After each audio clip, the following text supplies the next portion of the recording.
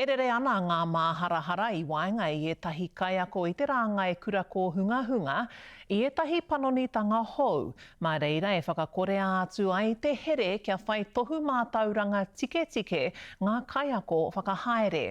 E mea ana te kāwanatanga ki te poro I nei here, he nui rawa no te utu. Heoi, hei tā tētahi kaiako I te punareo o ngā kākano, e tika ana kia whāia te hunga kei a rātau ngā whea korau me ngā tohu tike tike e tika ana.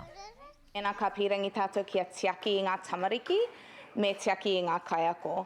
He mahi tino uaua te mahi kaiako, he uaua mo te wairua, me te tinana, me te pūtea.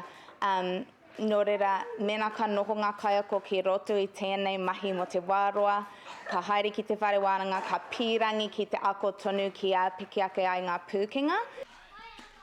I tōna tikanga, ka mana tēnei panonitanga hei te aku hata, whai muri I hoi ētahi marama e whai ana ngā whakaro o te hunga whaipānga.